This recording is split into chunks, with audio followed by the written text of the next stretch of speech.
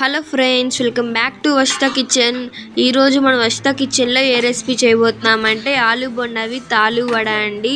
ఈ ఆలు బొండా చాలా చాలా టేస్టీగా ఉంటుంది.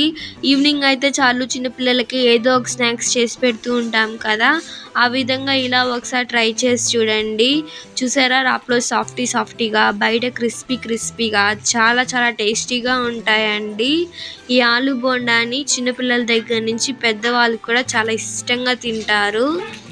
చాలా క్విక్గా కూడా అయిపోతుంది. ఇంకా ఆలస్యం లేకుండా ఈ ఆలు బొండా విత్ ఆలు వడని ఎలా చేయాలో చూసేద్దాం రండి. అంతకంటే ముందు మన వీడియోని లైక్ చేసి సబ్స్క్రైబ్ చేసి పక్కన్న బెల్ ఐకాన్ క్లిక్ చేసుకోండి. అప్పుడే నేను పెట్టే ప్రతి ఒక్క వీడియో కూడా మీకు అందుతుంది. రండి ఇప్పుడు వీడియోలోకి వెళ్ళిపోదాం.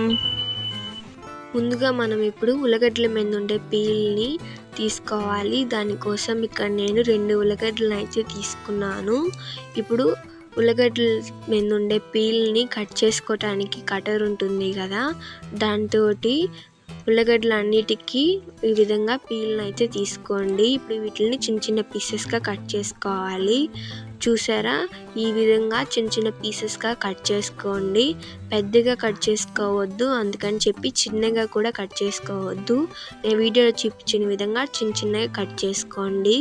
ఇప్పుడు ఒక బౌల్లో వాటర్ తీసుకొని అందులో ఉల్లగడ్డలని వేసుకోండి. ఇప్పుడు ఒక 2 టైమ్స్ బాగా వాష్ చేసేసి తీసుకుందాము.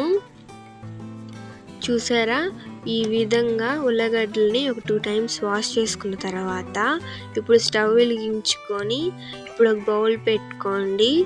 బౌల్లో 2 గ్లాసెస్ వాటర్ వేసుకోండి. ఇప్పుడు వాటర్లో మనం కట్ చేసి వాష్ చేసి తీసుకున్న ఉల్లగడ్డల్ని ఇందులో వేసేసుకున్నాము. ఇప్పుడు ఈ ఉల్లగడ్డలు అనేవి మెత్తగా ఉడకాలి. చూసారా, ఉల్లగడ్డలు అనేవి మెత్తగా ఉడికిపోయినాయి. మీకు ఒక స్పూన్ తోటి స్మాష్ చేసి చూపిస్తాను.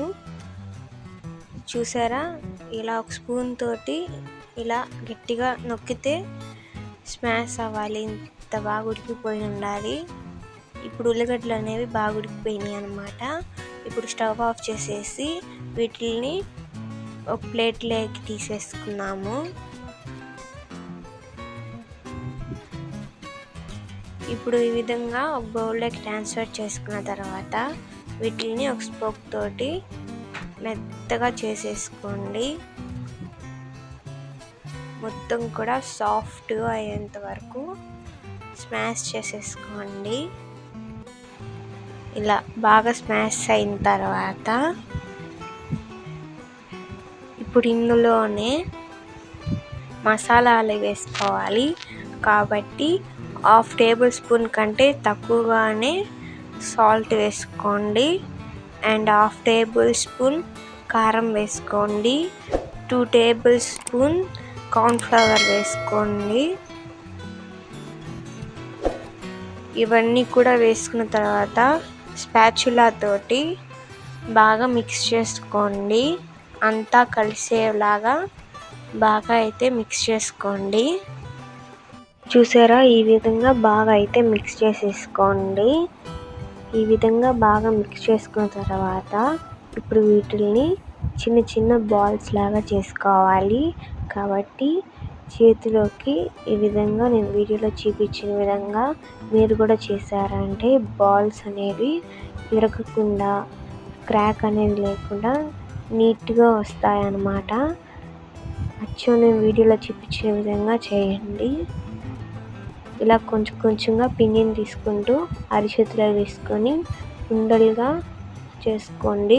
కొంచెం గట్టిగా ప్రెస్ చేస్తూ చేసుకోండి. ఈ విధంగానే నేను వడ షేప్లో కూడా చేస్తున్నాను. ఇలా అయితే కొంచెం మందంగా ఉండేలాగా వడనైతే చేసుకోండి. దీనికంటే మీరు పలుచంగా చేసుకుంటారంటే బాగా రావన్నమాట. ఈ విధంగానే చేసుకోండి. మీకు చేతికి పిండి అనేది అంటుకుంటుంది అనుకున్నప్పుడు వాటర్ని చేతికి అంటించుకుంటూ ఇలాగ ప్రెస్ చేసుకోండి. అప్పుడు అనేది పిండి అనేది మీ చేతికి అంటుకోదన్నమాట. ఇప్పుడు ఈ విధంగానే మీకు ఏ షేప్ కావాలంటే ఆ షేప్ చేసుకోవచ్చు. మనం చపాతీ చేసుకుంటాం కదా, ఆ విధంగా చపాతీ లాగా చేసుకొని మీకు ఏ షేప్ కావాలంటే ఆ షేప్లో అయితే చేసుకోవచ్చు అన్నమాట. ఇప్పుడు ఈ విధంగా అన్నిటినీ కూడా చేసుకున్న తర్వాత డీప్ ఫ్రై చేసుకోవాలి. కాబట్టి స్టవ్ వెలిగించుకొని ప్యాన్ పెట్టుకోండి. ప్యాన్లోకి డీప్ ఫ్రైకి సరిపోయేంతగా ఆయిల్ని అయితే పోసుకున్నాము. ఈ విధంగా డీప్ ఫ్రైకి సరిపోయేంత ఆయిల్ వేసుకున్న తర్వాత ఆయిల్ హీట్ ఎక్కాలి.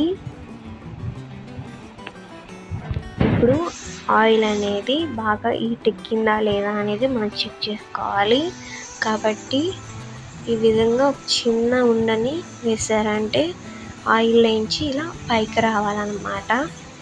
ఇప్పుడు ఆయిల్ అనేది బాగా హీట్ ఎక్కింది. ఆయిల్ ఎక్కువ కూడా హీట్ ఎక్కకూడదు, బాల్స్ అనేవి ఇరిగిపోతాయి.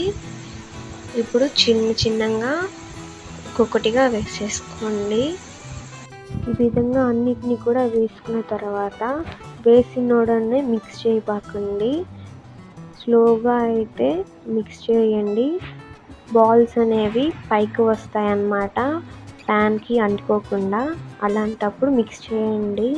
చూసారా, ఇలా బ్రౌన్ కలర్లో వచ్చిన తర్వాత వీటిని తీసి పక్కన పెట్టేసుకోవటమే.